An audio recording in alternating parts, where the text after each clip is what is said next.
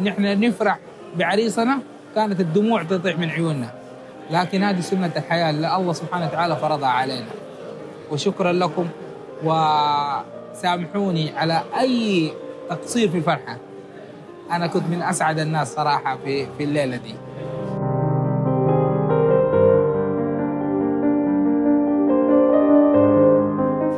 أحمد الله سبحانه وتعالى أن وفقنا لزواج ابني، وكم كنت سعيد بجميع من حضر، حتى اللي ما حضروا برضه ألتمس لهم عذر.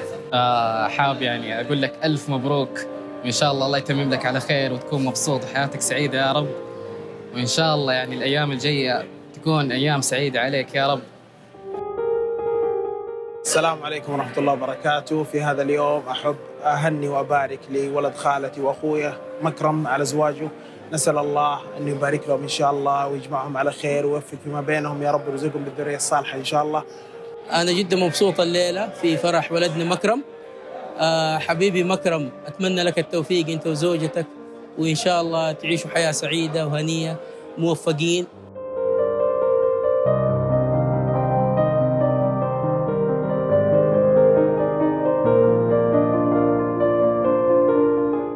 مبروك لأخويا مكرم، الله يوفقه ويرزق الذرية الصالحة وزوجته ويوفقهم للحياة سعيدة إن شاء الله. ألف مبروك يا مكرم يا ولدي، يا ابن أغلى الناس عندي، وأسأل الله لك حياة كريمة سعيدة وفيها الثبات والذرية الصالحة يا رب.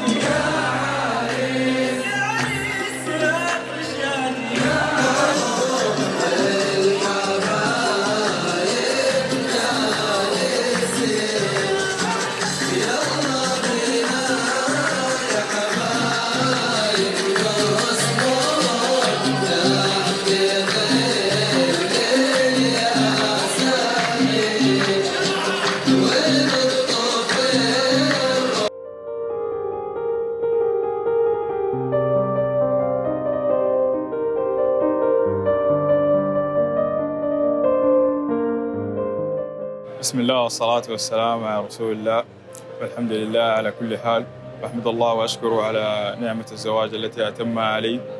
وحاب أشكر جميع الحاضرين والمساهمين في هذا النجاح، في نجاح هذا الحفل الكريم، وأشكر والدي بالأخص على مجهوداته الكبيرة، وجميع أعمامي وخلاني وأبنائهم، وجميع الأصدقاء والزملاء والأقارب الذين ساهموا في نجاح هذا اليوم، والذين أسعدوني بحضورهم، ولكم جزيل الشكر والعرفان. وهذه تحياتي لكم مكرم الموسى.